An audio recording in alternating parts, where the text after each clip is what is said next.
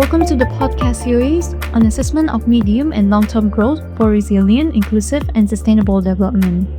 This podcast series is brought to you by the Cambodia Development Resource Institute (CDOI) in partnership with the Cambodia Australian Partnership for Resilient Economic Development (CAPRED) and funded by the Australian Department of Foreign Affairs and Trade (DFAT) through the Australian Embassy in Cambodia. In this final episode, we will be exploring the topic of building a resilient and inclusive growth path. The discussion will be hosted by Dr CHHORN Dina with special guest Dr Jayant Menon, who will be sharing insight on Cambodia's part to economic diversification that can lead to a more inclusive growth, focusing on how the country can shift toward higher value-added sectors and address key constraints for resilient growth. Today we have esteemed speaker Dr Jayant Menon. Dr. Jayant Menon is visiting senior fellow at the Institute of Southeast Asian Studies in Singapore. Previous to this, he was lead economist in the office of the chief economist at ADB. Dr. Jayant Menon, I have several questions for you.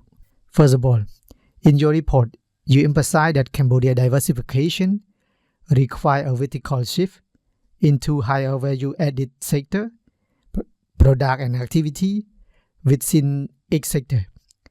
Can you please elaborate on the key challenges that prevent this transition and why they persist?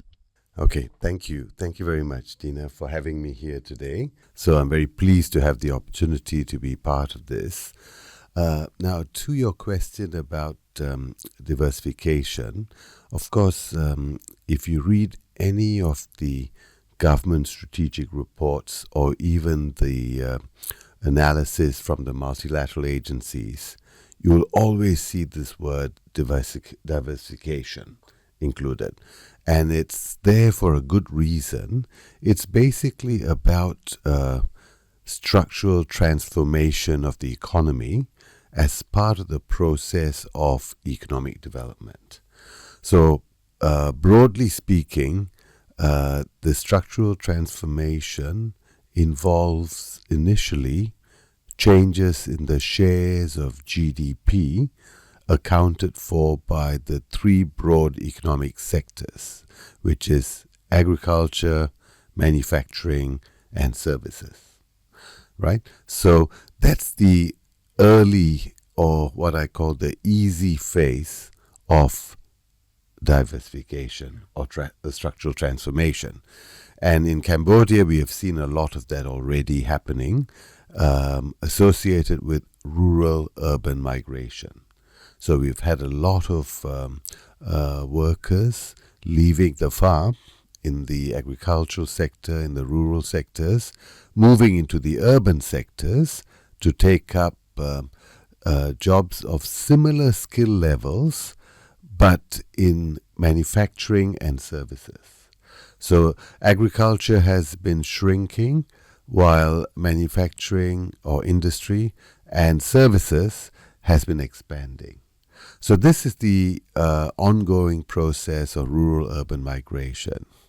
That's still going on, but we are reaching a kind of limit very soon. So this cannot go on indefinitely. So future diversification will have to involve changes not between sectors, but within sectors. Yeah. So within manufacturing, within agriculture, and within services. So in manufacturing, it's often called moving up the value chain. So this is moving in from labor-intensive, simple assembly activities, which is relatively low-skilled, and so low wages, into more sophisticated activities, right? Including the production of parts and components, right? This is where there's greater value that's added, so there's greater opportunities for wages to grow, real wages to increase, way beyond the minimum wages. And this is where a future growth in productivity will come from, right? Shifting out of agriculture into manufacturing will provide a one-off increase in the level of productivity. But for productivity to grow over time, you need to have within sector specialization, right? So moving from assembly into, say, production of parts and components is a very good example. And that's already starting to happen, but it needs to increase. But it's not just in manufacturing. It must happen within agriculture as well, right? So in agriculture, it involves producing, at the moment, mostly producing the raw outputs, but then processing those outputs as well, right? So including, things like rice milling, but also perhaps over time, branding and packaging before exporting, rather than just exporting the raw product. Yeah. So to summarize, we are going through diversification at the moment, but most of it so far has been the rural-urban migration involving changes in the shares of the sectors in GDP. In future, the diversification will have to come from within the sectors and moving up the value chain, and this will drive productivity growth and improve wages and also livelihoods for the workers, and create new opportunities for people entering the labor force over time. So can you specific on some specific sector, for example, in agricultural sector, what activity or what sector that we can focus, and also in the manufacturing sector, and then what should be the reform or the strategy that we can do in terms of government intervention or government strategy to promote this sector? Yeah. So I think, let me put it this way. Let me start with the reforms, right? And then I think the sectors or the particular products or industries will then naturally flow. I think we should try and avoid being too selective or picking winners in this process, which is something that has not worked. Industrial policies that look to target a particular type of product or sector through subsidies is becoming popular, but is not good policy. So we need to be careful about how we go about it. I think Cambodia needs broad reforms that will firstly improve the quality and the skills of its labor force, right? And secondly, a whole host of reforms and investments that will deal with trade and other transaction costs, right? Here, there are a number of key sectors. The first is infrastructure and logistics, physical infrastructure and logistics costs, investing in improving connectivity that reduces, these costs. There's also, a need to deal with the cost of energy, right? Electricity especially, because that upgrading that I mentioned earlier from assembly into producing parts and components is highly energy intensive. So unless electricity costs can come down to competitive levels, these multinationals will not look at Cambodia as the site to upgrade, but in neighboring countries where electricity costs are much lower, including Laos and Vietnam, right? So you need to deal with those types of costs as well. But coming back to the first reform, the constraint is in human capital. Here, of course, the government's very aware of this issue, but a lot of attention is focused on tertiary level education, right? Technical and vocational education, TVET, and higher education. But I think we cannot ignore the need to improve the quality of education starting at primary and secondary schooling. Unless you improve the schooling quality of, you will not produce the kind of students that can absorb the further education in TVET or in universities, right? So very often what we find in many countries, like the Philippines, for instance, is that TVET or even the first year or second year of university curriculums is a compensation for the failures of the final years of high school, right? So this is not the way to build capacity or build skills, right? And also we have to remember that the quality of teachers is critical, right? And the students of this generation will be the teachers of the next generation, right? So if the quality of schooling is poor, then this will produce lower quality teachers, which will then produce even lower quality students in the next round. So it becomes a vicious circle. So we must invest in improving education at primary and secondary schooling, starting with improving the quality of teachers, which will then allow the investments in TVET and higher education, universities and beyond, to be better absorbed by these students to produce a more flexible and responsive workforce for the upgrading that we choose to Thank you so much.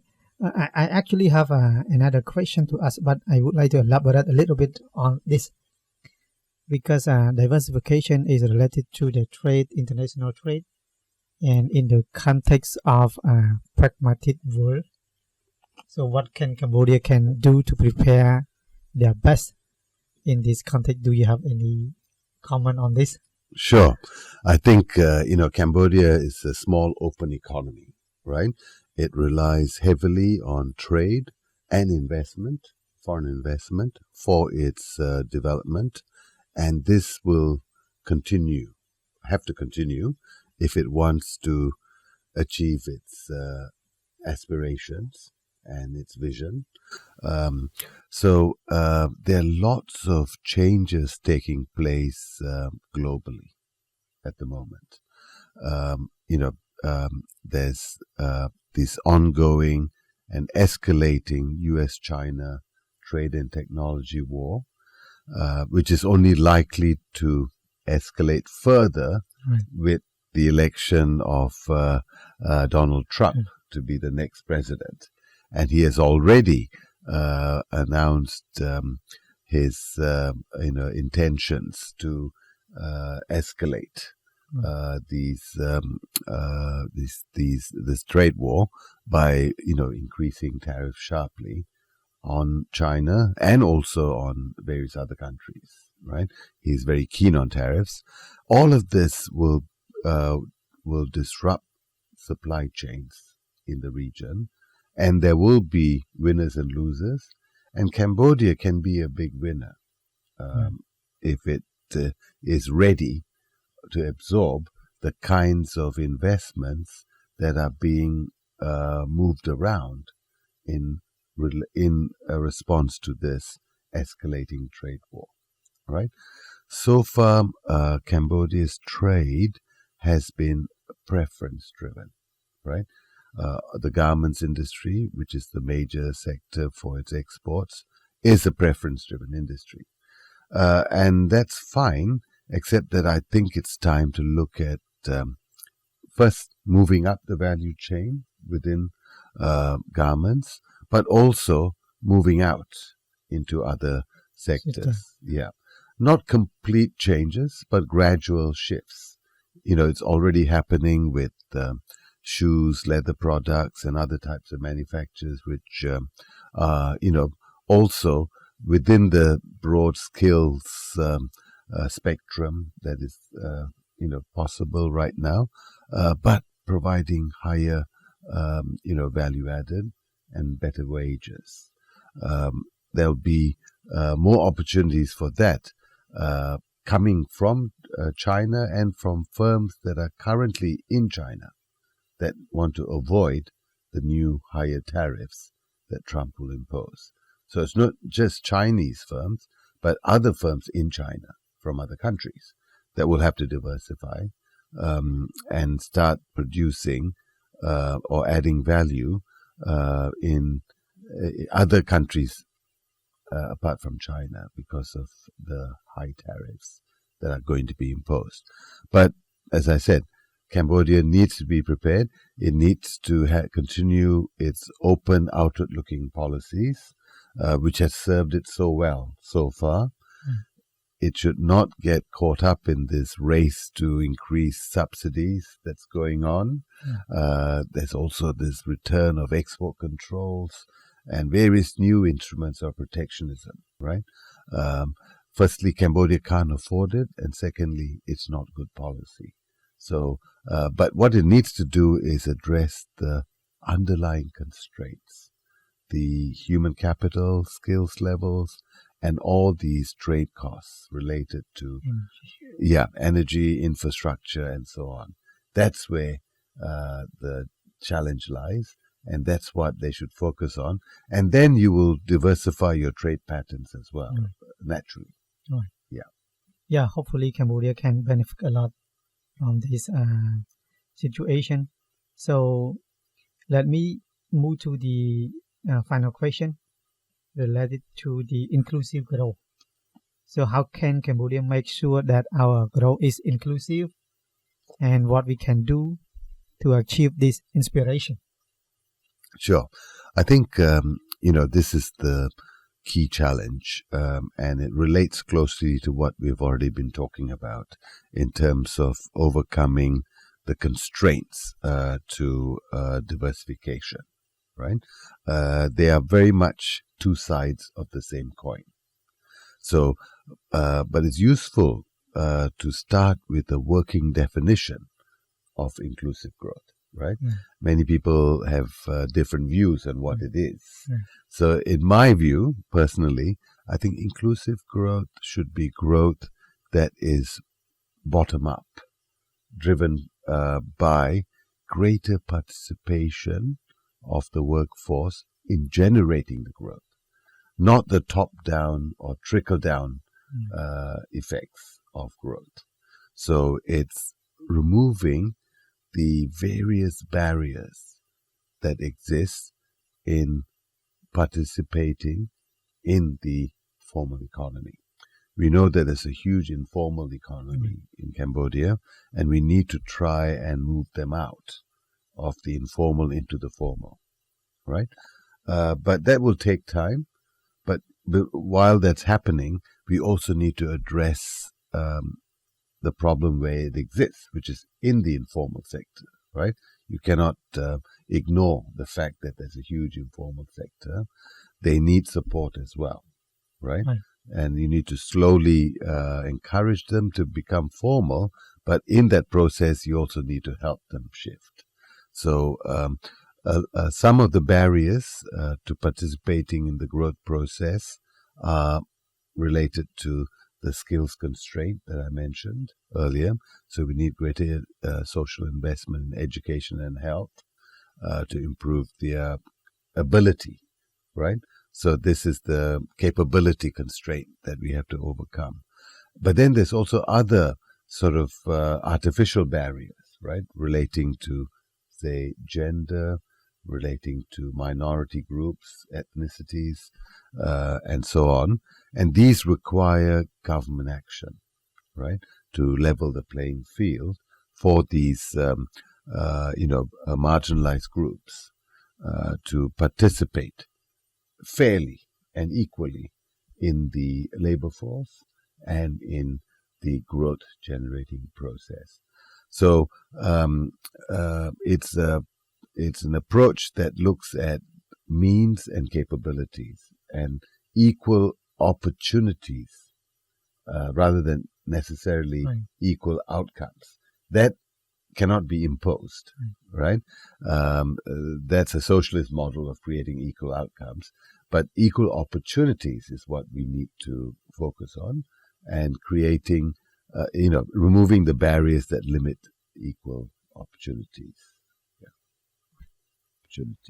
Thank you so much, Dr. J, for the participation into the discussion and a very insightful and critical analysis. And also thank you so much for the audience for staying with us until the last minute. Hope you gain something insightful from our podcast. Thank you so much.